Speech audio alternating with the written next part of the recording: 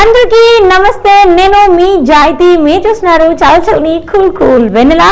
మరి వెన్నెలకి కాల్ చేయండి వెంటనే 17072555 కి. మరి అందరూ కబుర్లు చెప్పండి, మీరు అందరూ రెడీగా ఉన్నారు కదా, ఏమాత్రం ఆలోచన చేయొద్దు. ఫస్ట్ అతిథి ఎవరో మాట్లాడేద్దాం. Hello hello hello hi Jaiti, బాగున్నారా? హాయ్ అండి, బాగున్నాను.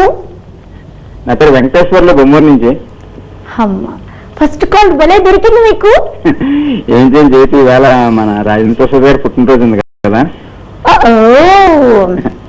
అంటే అంకుల్ వాళ్ళ వీళ్ళందరూ ఈ మధ్యకాలంలో మనకి కంటిన్యూస్ గా కాల్స్ లేవు కదా. అవునండి, అన్ని మనం మర్చిపోతూ ఉంటాం అనమాట. చూస్తూ ఉంటారు, అంకుల్ చూస్తుంటారు, మా సామ్రాజ్యం అంటే పక్కింటికి వెళ్ళి మరి చూస్తూ ఉంటూ ఉంటారు నాకు తెలిసి. అంకుల్ తప్పకుండా ట్రై చేస్తూ ఉంటారు. అంటే పుట్టినరోజు విషయం చెప్పానమ్మా. తప్పకుండా ఈ రోజు హైదరాబాద్ లో పుట్టినరోజు జరుపుకుంటున్న అందరినీ మంచి మనసుతో పలకరించే మంచి మనిషి మన సోదరుడు రాజేంద్ర ప్రసాద్ గారు పుట్టినరోజు శుభాకాంక్షలు. ఇలాగే ఎన్నో పుట్టినరోజు జరుపుకోవాలని, నిండి నూరేళ్ళు హాయి ఆరోగ్య కలవాలని ఆ భాగంగా మనస్ఫూర్తిగా కోరుకుంటున్నానమ్మా. తప్పకుండా తప్పకుండా అండి. అలాగే నెక్స్ట్ అమ్మా, జస్ట్ మొన్న 1 వీక్ బ్యాక్ ఇది అంటే ఎప్పుడైనా సరే తల్లిదండ్రులు మనం జాగ్రత్తగా చూసుకోవాలి అసలునే. అవును, అది మొన్న 1 వీక్ బ్యాక్ ఒక విలేజ్ లోని జస్ట్ తల్లిదండ్రులు బయటకు గెంటేశారు అటు కొడుకులు. అవునవును, నేను చూసాను.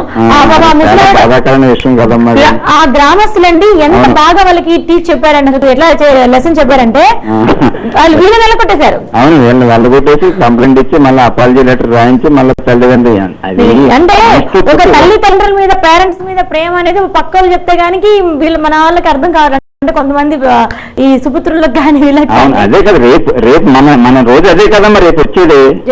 రేపు మనకి ఆ రోజు మనకు వస్తుంది కదా. ఇప్పుడు మన తల్లిదండ్రులు చేస్తే రేపు వాళ్ళు మనం చేయడానికి గ్యారంటీ ఉంది. అవును, అది ఆలోచించట్లేదు. ఎందుకు ఆలోచించట్లేదో నాకు అర్థం కావట్లేదు. అలాగా అందరూ కూడా ఆలోచించుకుని ఏంటంటే జన్మనిచ్చిన తల్లిదండ్రులు వాళ్ళు పుట్టినప్పటి నుంచి ఎంత ఆప్యాయత పెంచి పెద్ద చేసి మనకు భవిష్యత్తుని చూపించినప్పుడు వాళ్ళు ఎందుకు నెగ్లెక్ట్ చేస్తారో నాకు అర్థం కావట్లేదమ్మా. అసలు ఇంకా ఆవిడ కొంచెం పాపం కష్టపడి ఆవిడకున్నది కూడా వాళ్ళందరికీ కూడా ఇచ్చేసి, అవునండి, ఆవిడని చూసిన కళ్ళము నీళ్ళు వచ్చేసి నీకే కదండి నేను చూస్తాను. అదే అది చూసిన వాళ్ళందరికీ కూడా మనసు ఎవరికైనా కూడా అది అంత ఫీల్ అవుతుంటారు. మరి వాళ్ళకి అది ఎట్లా మొత్తానికి అయితే మంచి ఆ గ్రామస్తులు చాలా తెలివిగా చాలా బాగా చేశారు. వాళ్ళని అసలు అప్రిషియేట్ చేయాలి.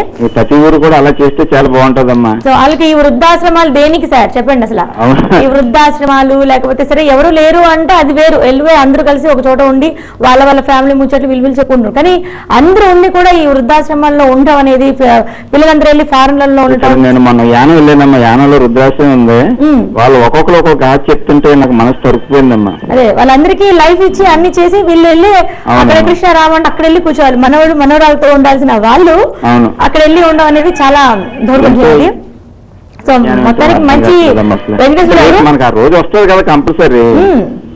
సో ప్రతి ఒక్కరికి ఇలాంటి అవగాహన ఉండాలి. అది ముందు తరం మన భవిష్యత్తు ఏంటని మనం ఒకసారి క్వశ్చన్ మార్క్ వేసుకుంటే మనం వాళ్ళు ఎందుకు చేయాలన్న ఆలోచనతో ఉంటుంది. మొదటి మంచి టాపిక్ మాట్లాడారు.